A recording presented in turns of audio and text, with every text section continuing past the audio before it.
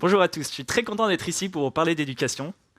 Et je vais commencer à vous en parler en vous présentant ce monsieur qui s'appelle Dale, qui a 21 ans, qui est américain et qui a pris la décision l'année dernière d'arrêter d'aller en cours, de quitter l'université.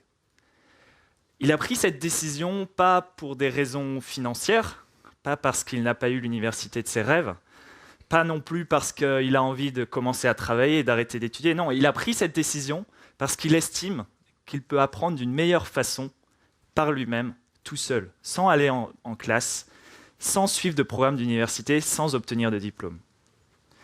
Et ce qui est assez intéressant, c'est qu'il va plus loin que ça. Il pense que tout le monde, tous les étudiants devraient faire la même chose. C'est pour ça qu'il a fondé ce mouvement, Uncollege, qui permet à n'importe quel étudiant de quitter l'université et de bénéficier d'un support pour apprendre par lui-même en dehors du système. Et le pire, c'est qu'il est soutenu dans cette initiative. 100 000 $, c'est ce que donne Peter Thiel, le cofondateur de PayPal, à tous les étudiants qui veulent quitter l'université. Alors, personnellement, j'ai eu la chance d'étudier dans 4 universités différentes ces 2 dernières années, et j'ai eu souvent envie d'arrêter. Pas seulement pour les 100 000 $, aussi parce que voilà, quand on se retrouve dans un cours inintéressant pendant 3 heures, pire, quand on se retrouve dans un cours inintéressant sans réseau Wi-Fi, ou quand on doit faire des examens auxquels on a envie d'écrire « Donnez-moi 15 secondes sur Google et je vous trouverai la réponse ». Tous ces phénomènes pourraient nous donner envie de quitter ce système éducatif. Mais ce n'est pas ce que j'ai fait. Comme on l'a dit tout à l'heure, j'ai fini mes études.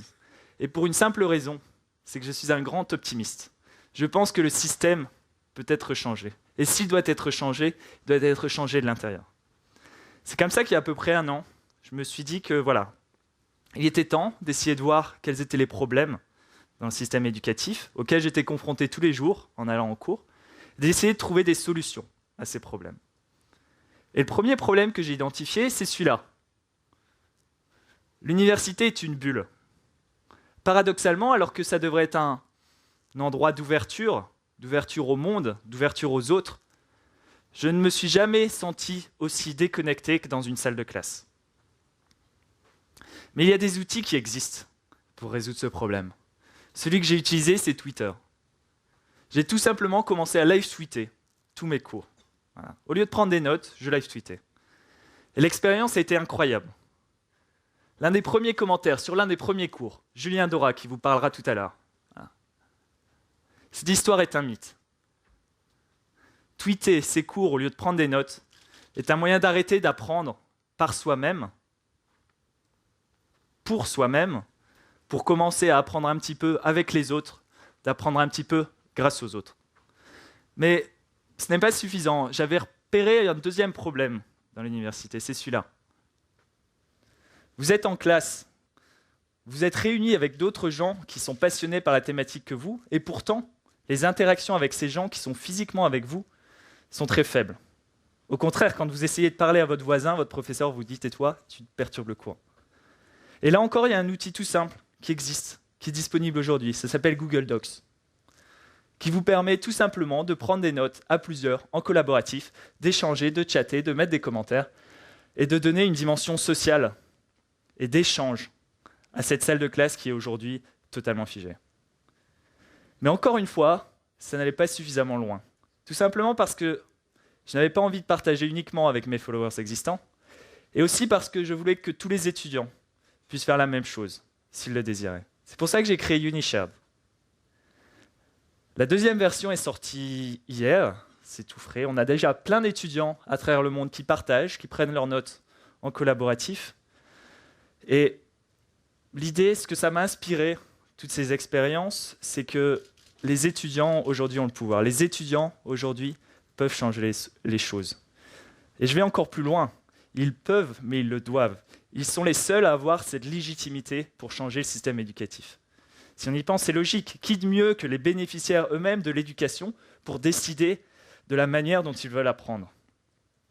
Et l'argument d'infantilisation qu'on nous sort souvent n'a aucun sens. Pourquoi dire d'un étudiant qui a le droit de vote, qui a le droit de boire, qui a le droit de conduire une voiture qu'il n'aurait pas le droit et la maturité suffisante pour décider de comment il veut apprendre.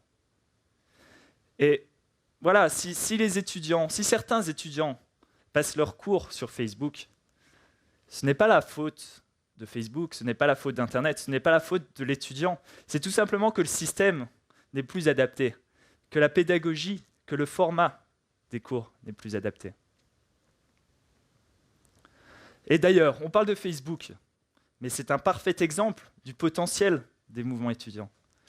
Je veux rendre Harvard plus ouvert. C'est ce que disait Mark Zuckerberg au début, quand il a commencé à hacker le système de trombinoscope de son université. Et ça montre aussi le potentiel de diffusion. Vous avez ici une map qui vous montre toutes les connexions dans le monde.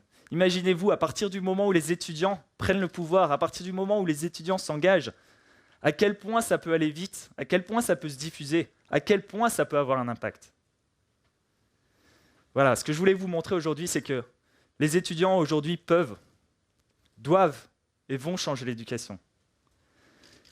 Et ce fait, c'est le seul moyen pour retourner voir notre ami Dale et lui dire que non, la solution, ce n'est pas que les étudiants sortent du système, que les étudiants abandonnent le système éducatif.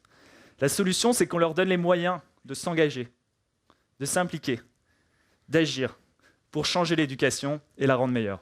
Merci beaucoup.